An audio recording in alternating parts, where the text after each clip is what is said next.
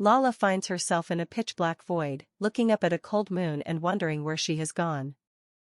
She feels completely disoriented as she stares at her own feet in an unfamiliar environment. The oppressive darkness and the eerie silence of the place begin to terrify the young girl as she realizes she is completely lost and alone.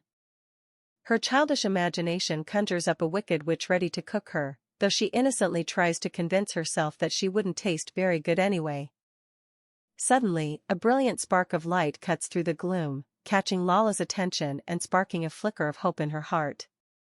Believing the light is inviting her to follow, Lala chases after the twinkling magic with frantic steps, begging it not to leave her behind in the dark. Two silhouettes of a man and a woman emerge from the radiance, and Lala's heart leaps with the hope that they might be the mother and father she misses so dearly. She reaches out toward the familiar shapes only to wake up suddenly in a grand, strange room, immediately fearing that she has been kidnapped. She examines the complex magic circle on the ceiling and the unfamiliar luxury of her surroundings, realizing she is far from the festival grounds. Back in the city, the celebratory mood is ruined for the orphanage boys as they run through the streets, desperately shouting Lala's name into the night. The frantic search party encounters Ricardo and Bianca, immediately bringing the news of the child's disappearance to the high-ranking nobles. Robin and Peter explain the situation through heavy breaths, revealing that Lala vanished in the middle of the suffocating crowd during the Victory Day festivities. The teacher attempts to comfort a sobbing Nicole while explaining that the massive crowd likely swept Lala away before anyone could react. Ricardo asks for a specific description of the child, and they detail Lala's pink knee-length dress and hair ribbon, acknowledging the gravity of the emergency. Bianca notices a person dressed in mage attire nearby and suggests that they should seek magical assistance to track the girl more effectively. They approach the mage with an urgent plea for help, offering a substantial reward if she can use her powers to locate the missing child. As the group describes Lala's sweet nature, the blue-haired mage begins to recall seeing a small child at her quarters earlier.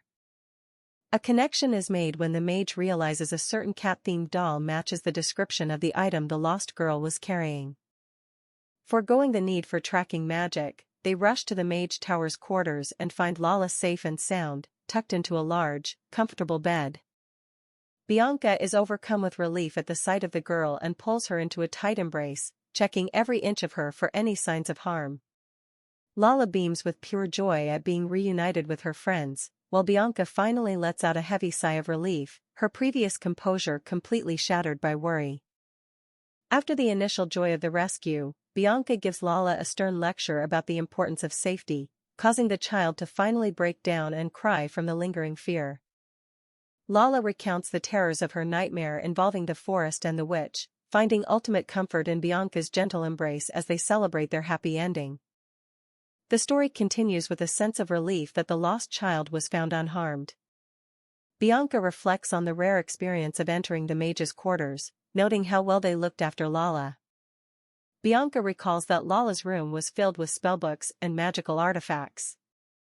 She realizes that if a mere guest room is like this, the magic tower itself must house far greater collections. This sparks a new goal in her mind. Thinking about the prophecy book, Bianca suspects it has a spell cast upon it. She wonders if visiting the tower would help her learn more about it. However, she notes that the tower is strictly off-limits, even to high-ranking nobles. She recalls that removing any artifacts or texts from the tower is absolutely prohibited. Members of the tower bear full accountability for internal affairs. Despite these barriers, Bianca is determined to find a way in. The scene transitions to the training grounds. Robin and Peter are practicing their swordsmanship, showing intense focus. Ricardo watches them from the sidelines, his arms crossed as he evaluates their progress. Ricardo approaches the boys, his expression stern. He points out a flaw in their technique, explaining that they are too focused on the strike and not enough on their balance. Robin and Peter listen intently, soaking up the advice. Ricardo demonstrates a specific movement, his actions fluid and powerful. The boys watch in awe, realizing the vast difference between their current skills and the mastery of a knight commander. After the demonstration, Ricardo encourages them to try again. He emphasizes that strength without control is useless on the battlefield. Robin and Peter nod and resume their training with renewed vigor. The perspective shifts back to the orphanage. The teacher is organizing the children for another activity. Lala is seen sitting quietly, still a bit tired from her previous ordeal but happy to be home. Bianca arrives at the orphanage, bringing more gifts and supplies. She checks on Lala personally, offering a gentle smile that reassures the child. The bond between them continues to grow stronger. The teacher thanks Bianca for her ongoing support, admitting that the orphanage has never been better cared for. Bianca brushes off the thanks, stating that she is simply fulfilling her duties as a sponsor. Bianca observes the children playing and realizes that their happiness is the best shield against the dark fate mentioned in the book. She vows to keep this peace at any cost. Back at the training grounds, Ricardo is impressed by the boys' tenacity. He tells them that while they have a long way to go, they possess the spirit of true knights. This praise leaves Robin and Peter beaming with pride. Ricardo reflects on his own journey and how much has changed since Bianca started showing interest in the orphanage. He realizes that her influence is spreading positive change in ways he never expected. He addresses Robin and Peter again, clarifying that his previous criticism was meant to help, not to discourage. He acknowledges their role in finding Lala and praises their alertness during the crisis. The boys are ecstatic when Ricardo refers to them as aspiring knights. He corrects them, saying they are trainees for now, but they are too excited to care. They immediately rush off to train even harder. The sound of an approaching carriage catches everyone's attention. Lala stands by the gate, looking expectant. Ricardo and the teacher wonder if it is Her Highness visiting again so soon. Bianca steps out of the carriage, looking as elegant as ever. Lala rushes to greet her, and Bianca catches her in a warm embrace. The episode ends with the group gathered together, looking toward a future that seems a little brighter. Bianca looks at Lala and then at the boys training in the distance. She muses that perhaps Lala has even better potential to be a knight than Robin and Peter. She smiles, realizing that this world is full of surprises. With a heavy atmosphere of desperation. News of Lady Bianca's whereabouts has been completely cut off. Despite a relentless search through every corner of the village, the search party finds nothing, leaving Ricardo in a state of silent, simmering worry as he stares into the distance. Ricardo pauses to calculate her possible moves. He reasons that at such a late hour, a noble lady seeking privacy would only head toward a place hidden from common eyes. He realizes there is only one destination that fits, though he struggles to understand why Bianca would venture to such a dangerous location. Taking command, Ricardo instructs the teachers to take the child Lala back to safety immediately. He then orders a full mobilization of the guards, demanding every spare bit of manpower to expand the search. The people around him are shocked by the sudden mention of involving the official guards. Ricardo prepares to set off alone on horseback, his expression grim and determined. He tells the others that he has a vague idea of where Bianca might be headed. His intuition leads him toward the outskirts, far from the festive lights of the village. The scene transitions to the dark heart of the black market. It is a place that remains silent during the day but transforms into a bustling hub of illicit activity at night. Bianca moves through the crowd, realizing that not only rare goods but also the Empire's most valuable secrets are traded in these shadows. Bianca navigates the narrow, lively streets with caution. She understands the inherent risks of being in such a lawless district but is driven by her need for answers. Her internal monologue reveals that she finds the chaotic energy of the market more intriguing than she initially expected. She reflects on the nature of the market, noting that in the end, it is still a place of commerce where everything has a price. Her eyes fall upon a bag of gold coins, and she steels herself for the deal she is about to propose. Bianca approaches a suspicious individual and offers a deal. She presents a valuable jewel, proposing a simple trade, the jewel in exchange for the man acting as her guide through the labyrinthine market. The man is taken aback by the grace and status of the young noble lady before him. The man tries to make light of the situation with useless small talk, but Bianca shuts him down instantly.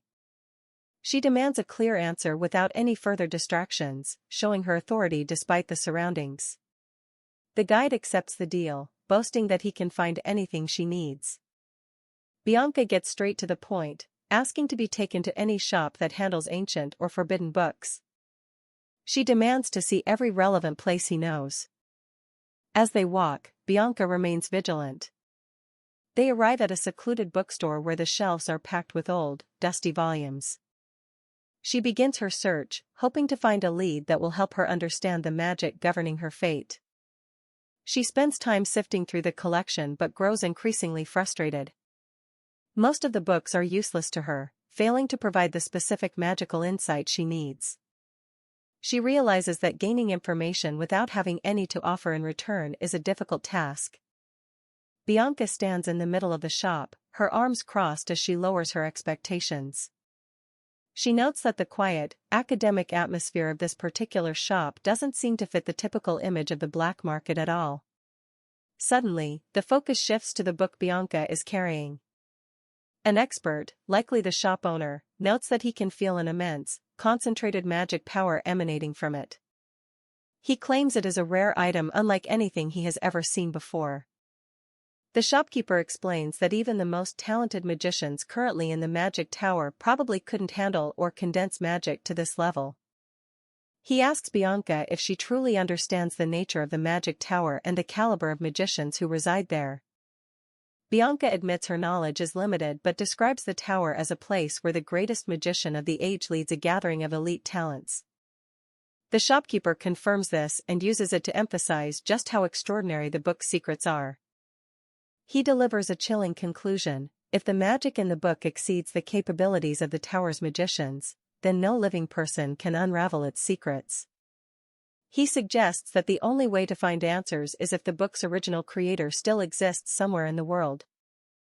Bianca is horrified by the implication that she might have to live her life exactly as the book dictates. However, the shopkeeper offers a small shred of hope, clarifying that the magic cast on the book is not a curse, even if he cannot discern the creator's true intent. The meeting comes to an abrupt end. The shopkeeper tells her that what she is looking for is not in his shop. He warns her to leave the area immediately, advising her to be wary of the growing darkness within the black market. Bianca leaves the shop, the sound of the bell echoing behind her. She wonders if the meeting counted as progress or if she is just back where she started.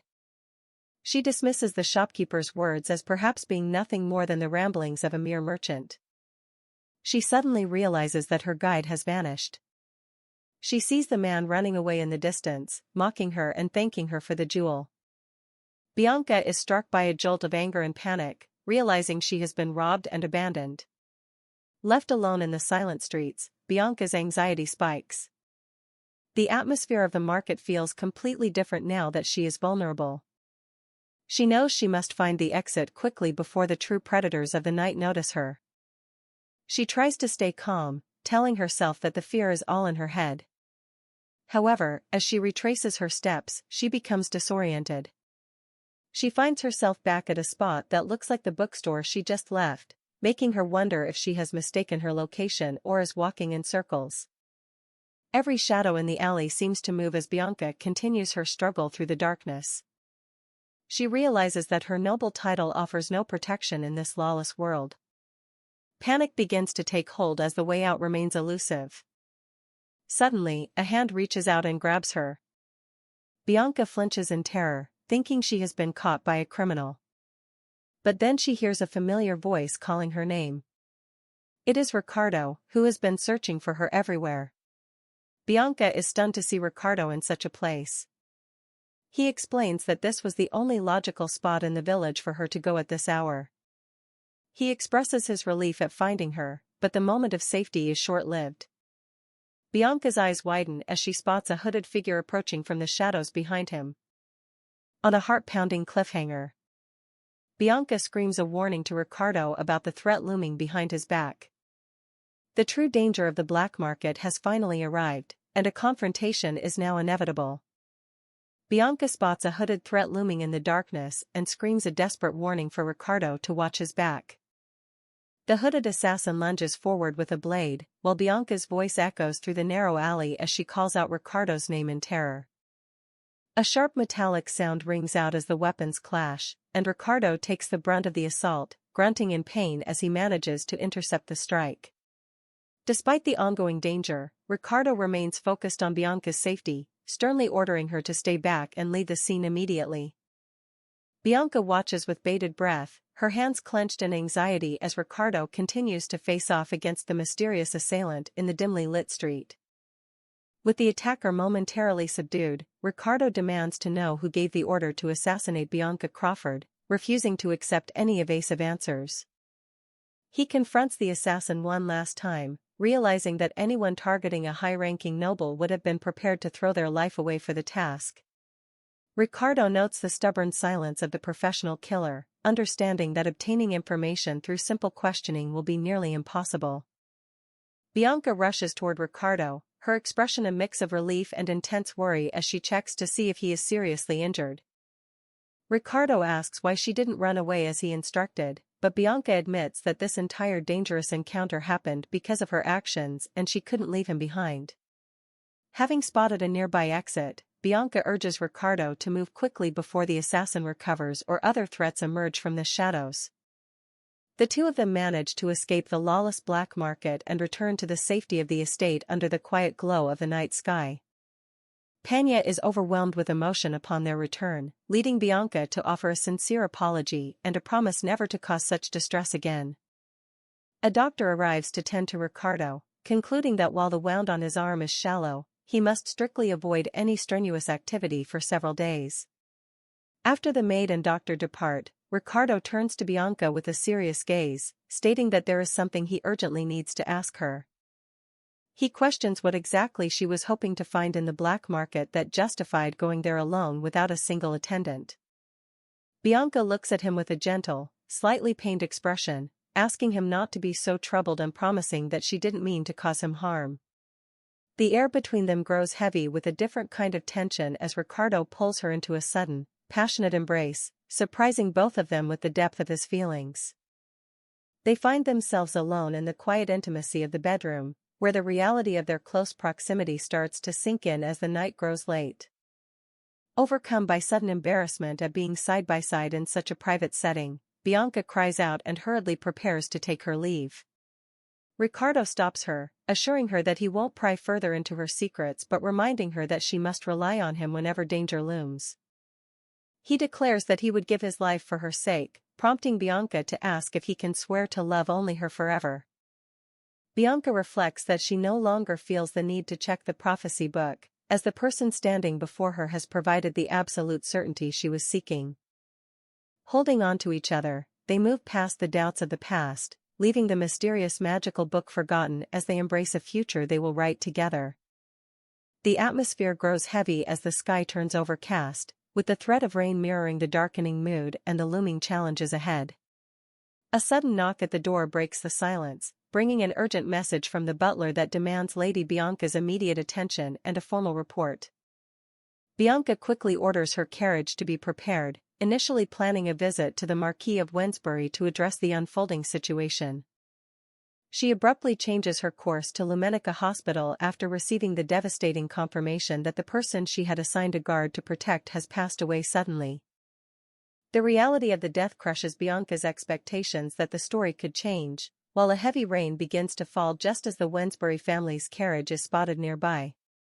Peering through the rain, Bianca observes that Lady Maria has already arrived at the hospital, leading her to send Panya to the director's office on her behalf instead of entering herself. Panya is deeply confused by the order to stay away when they have just arrived, but Bianca closes her eyes and stands firm in her decision to avoid a meeting at this moment. Bianca confirms that she will not see Maria yet, reasoning internally that the nature of the message is too personal and it is safer to avoid any unnecessary misunderstandings. Staring out at an empty garden bench, Bianca is haunted by memories of Maria and Maggie standing together in the sunlight, their past laughter now replaced by a cold reality. She offers a silent prayer that the departed has finally found a peaceful place free from the immense pain and suffering of this world. A somber funeral is held a few days later with very few attendees, consisting mostly of the servants who remained loyal to Maria during her time of loss.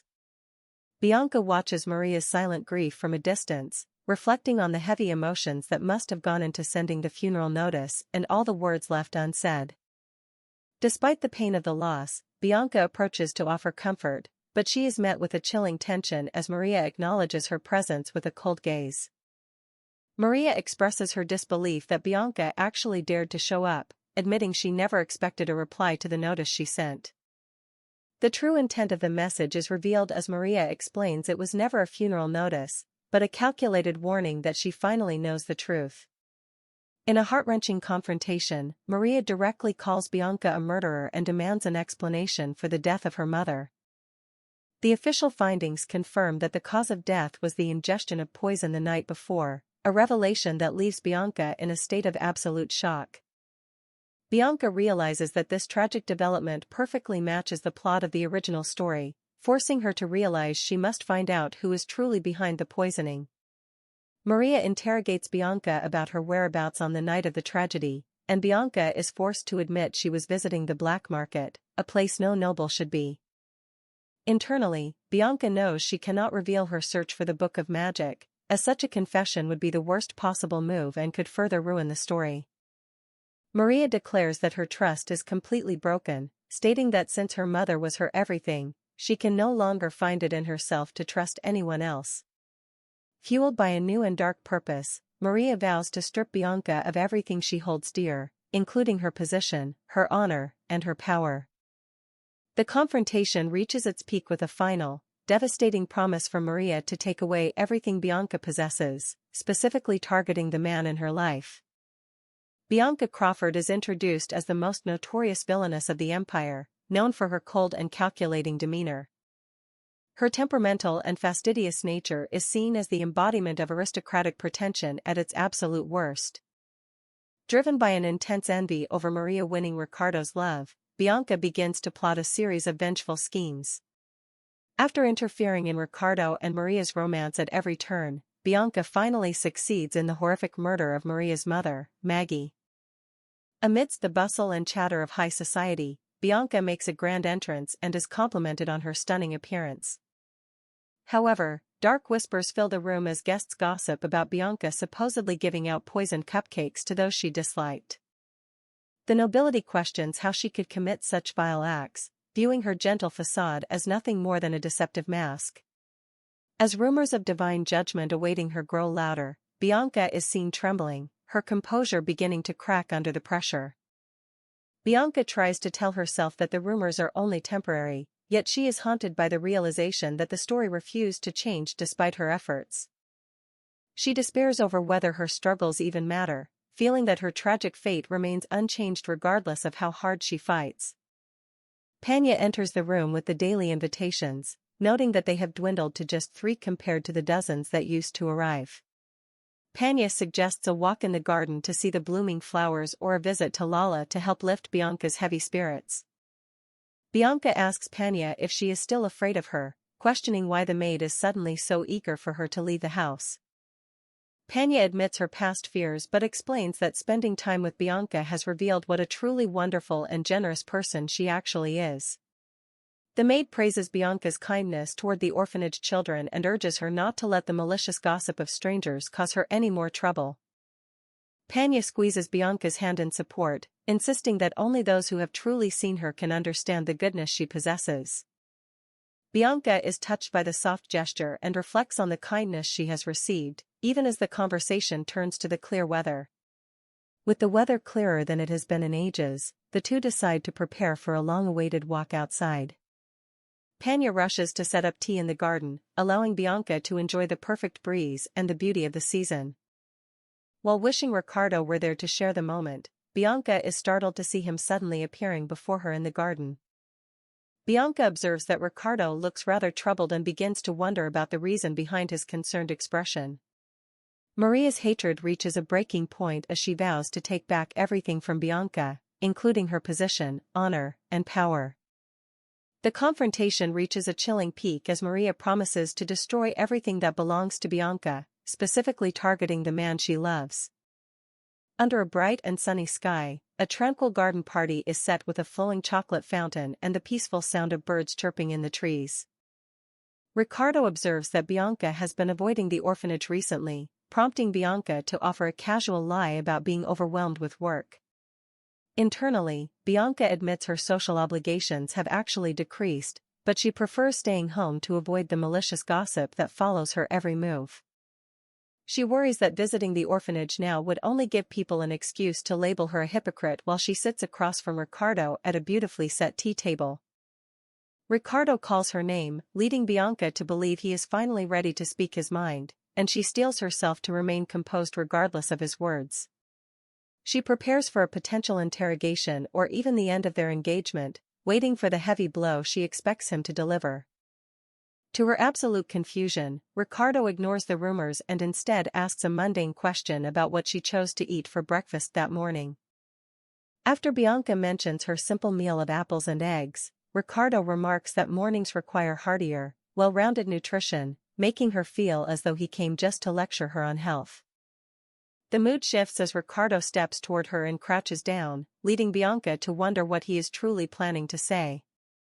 Ricardo takes her hand and looks her in the eye, declaring with absolute firmness that he trusts her and refuses to believe any of the vile rumors circulating in the empire. He urges her not to pay any mind to the baseless gossip, while Bianca is left stunned and trembling, questioning how he can be so certain of her innocence. Bianca points out his past indifference, but Ricardo explains that his previous coldness is a thing of the past and his perspective has completely changed. He admits that the old version of himself might have harbored doubts and investigated her, but the situation is now entirely different because of his feelings for her. Ricardo confesses that he hoped she would speak up first but reaffirms his belief in her regardless of whether she defends herself or not.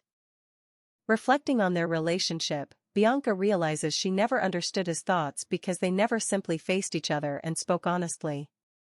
She feels a wave of relief as she shares what is in her heart, finally understanding that communication was the only thing they truly lacked. The two share a rare, beaming smile, with Ricardo noting that he has never seen her look more radiant than she does in this moment of reconciliation.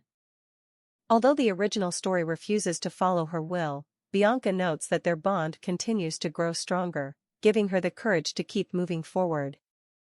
The scene shifts to the hospital where Bianca demands to see the visitor log for Maggie, a recently deceased patient she was sponsoring. The hospital director refuses her request, citing the privacy of medical records and questioning her relationship with the deceased. Bianca quickly deduces that the director isn't afraid of her, but is being extremely cautious regarding the influence of the Wensbury house. She reflects on the tragedy of Maggie's past and how the director only became aware of her connection to the Wensbury family after her death. Bianca pressures the director by bringing up the honor of House Crawford and her personal role in recommending Maggie's care at his institution. She points out the irony of Maggie dying despite reports of her condition improving, forcing the director to admit his deep regret and full accountability. The director claims helplessness against the external factor of poisoning, but Bianca dismisses his excuses and focuses on the broken promise to save the patient's life. Bianca highlights the fact that Maggie was murdered by poison while under the hospital's direct care, leaving the director flinching in fear. She expresses her outrage that an institution she funded allowed a patient to be murdered, calling his administrative capabilities into question.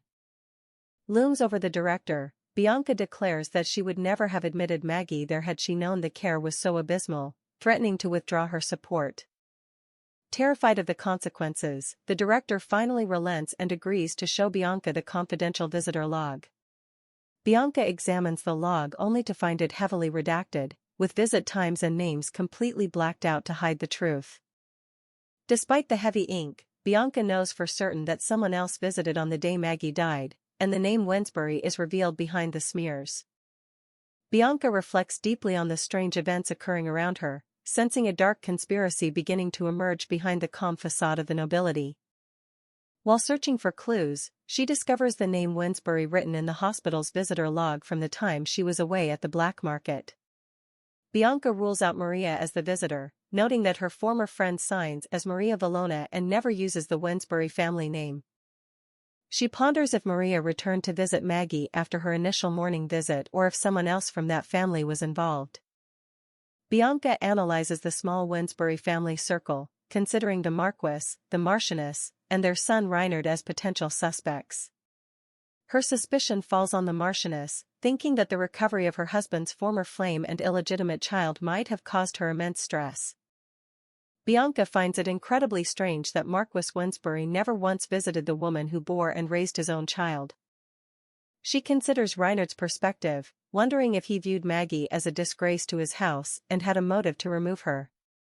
Bianca worries that Reinhard might have undergone a sudden change in heart, much like Maria's recent shift toward hostility. Acknowledging that people are unpredictable, she decides to officially add Maria Winsbury to her list of prime suspects. Bianca inquires about the log's security, learning it is handled exclusively by a door attendant who documents identities and timestamps. The hospital staff explains that placeholders like John Smith are used when a name isn't provided, though they strive to ask everyone for identification. Bianca summons the terrified attendant who recorded the entry, finding her sobbing and shaking in fear before the noble lady. The attendant reveals that although she didn't see the visitor directly, they explicitly identified themselves by the Winsbury family name.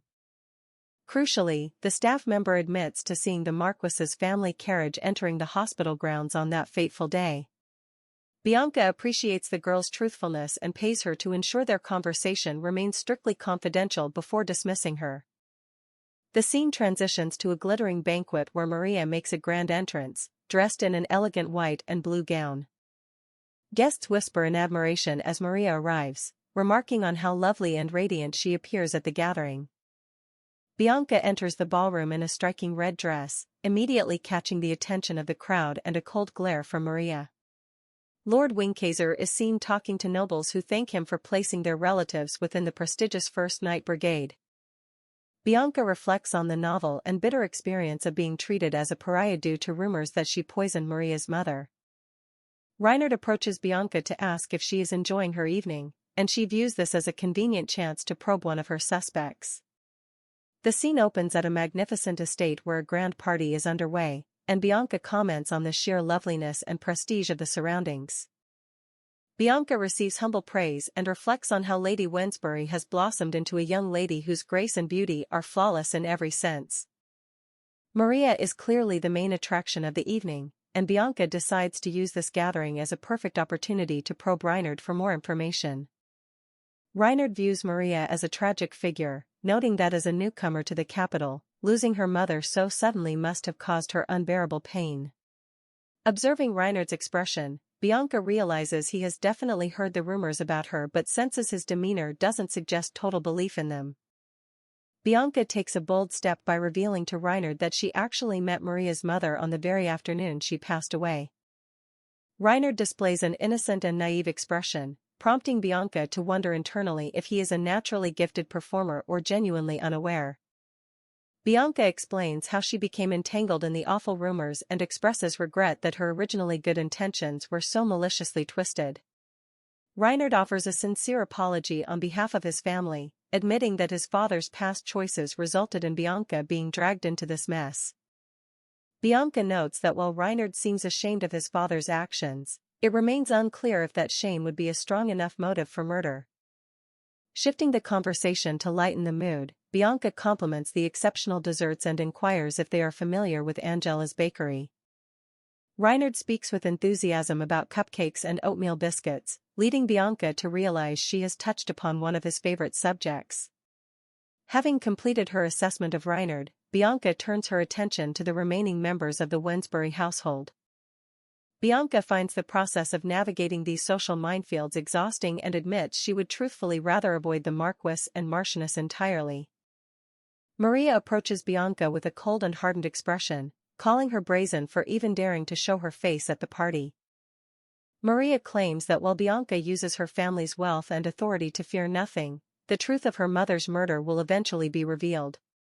Maria accuses Bianca of mocking her and declares that she has found evidence to expose Bianca's true nature to the entire world. In a shocking moment, Maria demands Bianca imagine the pain of discovering poison in the cupcakes shared with innocent children. Bianca firmly denies the accusation, but Maria calls her a hypocrite and claims to know that Bianca spoke ill of her behind her back.